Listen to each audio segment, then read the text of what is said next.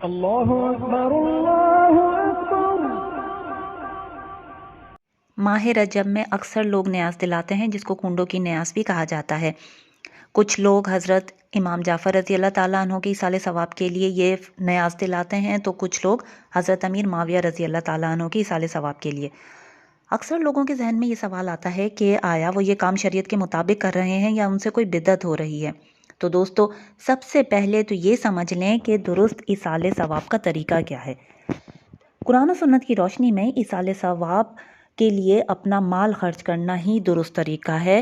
اپنا مال آپ خرچ کریں، چاہے آپ اس سے کسی کا پیٹ بھریں یا کسی کی مالی مدد کریں، مسجد کی تعمیر میں رقم دے دیں، پانی کا کولر لگوا دیں، مسافروں کے رہنے کے لیے جگہ بنوا دیں یا درخت لگوا دیں، یہ سب عمل بالکل درست ہیں اور ان میں کوئی بدعت نہیں ہے۔ پھر کچھ گھروں میں 22 رجب کو خاص طور پر نیاز کا اہتمام کیا جاتا ہے، تو کچھ گھروں میں 27 رجب کو رشتہ دار، دوستوں، محلے والوں کو انوائٹ کرتے ہیں، گھر پہ بلاتے ہیں اور کھانا وغیرہ کھلایا جاتا ہے۔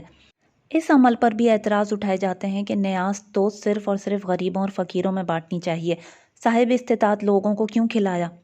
تو یہاں ایک بات سمجھ لیجئے کہ کسی بھی انسان کو کھانا کھلانے کا اللہ تعالیٰ ثواب ضرور عطا کرتا ہے، چاہے وہ غریب ہو یا امیر، کیونکہ بھوکے کی بھوک مٹانے کا ثواب ہے۔ ہاں، نیت یہی ہو کہ میرے اس کام کا جو ثواب مجھے اللہ تعالیٰ دے گا وہ میں نے ایصال ثواب فلاں بندے کو کیا، مرحوم والدین کو یا بزرگوں کو یا کوئی بھی مرحوم جس کے لیے اہتمام کیا گیا ہے۔ اس کے ساتھ ساتھ آپ کے دل میں خالص پیور ارادہ صرف یہ ہو کہ اس کام میں نمائش نہیں ہے، صرف اللہ تعالیٰ کو میں نے خوش کرنا ہے، تو ہی مکمل ثواب ملے گا، ورنہ ساری محنت جہنم کے راستے بھی کھول سکتی ہے۔ اسلام کی نظر میں بھوکے کو کھانا کھلانا سب سے بہترین صدقہ ہے۔ رسول اللہ صلی اللہ علیہ وآلہ وسلم کا ارشاد ہے، بہترین صدقہ ہے کہ تو کسی بھوکے کو پیٹ بھر کر کھلائے۔ یہ حدیث صحیح مسلم اور صحیح بخاری دونوں سے ثابت ہے۔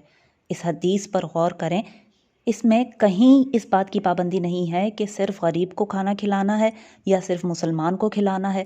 بھوکا ہے، چاہے مسلم ہو یا غیر مسلم، رشتہ دار ہو یا غیر، سب کو کھلایا جا سکتا ہے، کوئی پابندی نہیں ہے۔ آپ لوگ اپنی اولاد کی شادی میں جو کھانا لوگوں کو کھلاتے ہیں، اس میں رشتہ دار بھی کھاتے ہیں، دوست بھی کھاتے ہیں اور دوسرے ملنے جلنے والے بھی۔ اگر اس کھانے سے پہلے بھی آپ لوگ دل میں یہ نیت کر لیں کہ اللہ تعالیٰ مجھ سے خوش ہو جائے کہ میں نے اس کی مخلوق کا پیٹ بھرا ہے اور مجھے ثواب عطا کرے، تو اللہ جل شانہ یقیناً اس کا بھی ثواب دے گا۔ انہ اعمال بالنیات، اعمال کا دار و مدار نیتوں پر ہے، جیسی نیت ہوگی بدلہ بھی ویسا ہی ملے گا۔ بالکل اسی طرح اگر رجب کی نیاز یا کسی بھی نیاز کھلانے میں نیت صرف ایصال ثواب کی ہے تو وہ بالکل جائز ہے، اور اس سے انشاءاللہ رزق میں برکت بھی ہوگی، کیونکہ جتنا رزق آپ اللہ کی مخلوق میں تقسیم کریں گے انشاءاللہ اس سے 2 گنا اللہ تعالیٰ آپ کو عطا کرے گا۔ ہاں، اگر نیت میں کوئی بدعت شامل ہے کہ نیاز کا کھانا گھر سے باہر نہ جائے، یا صرف عورتیں کھائیں، یا صرف بچے کھائیں، یا یہ کھانا صرف مسلمان کو جائے، یا 22 رجب کوئی عید وغیرہ ہے، تو یاد رکھیں اسلام میں بدعت کی کوئی گنجائش نہیں ہے، اور اس طرح کی ساری باتیں آپ کے اچھے اعمال کو ضائع کر سکتی ہیں اور آپ کو ثواب کی بجائے گناہ کا حقدار بھی ٹھہرا سکتی ہیں۔ پھر اس نیاز پر منتیں بھی مانگی جاتی ہیں کہ اگر میری مراد پوری ہو گئی تو میں بھی اتنی مقدار میں کنڈے بھروں گی یا غریبوں کو کھانا کھلاؤں گی۔ تو یاد رکھیے، مراد پوری ہونے کے بعد اپنے وعدے اور منت کو پورا کرنا لازمی ہے۔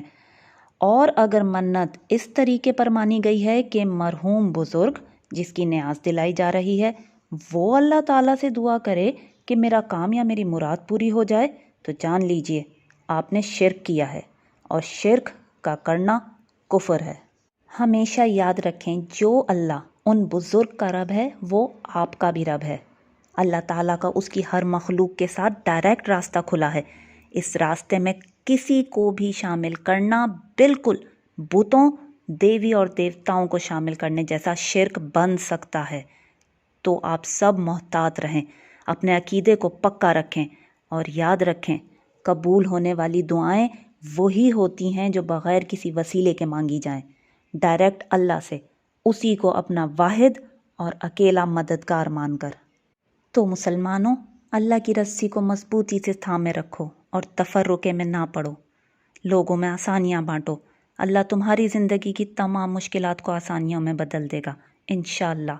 وآخر دعوانا ان الحمد للہ رب العالمین۔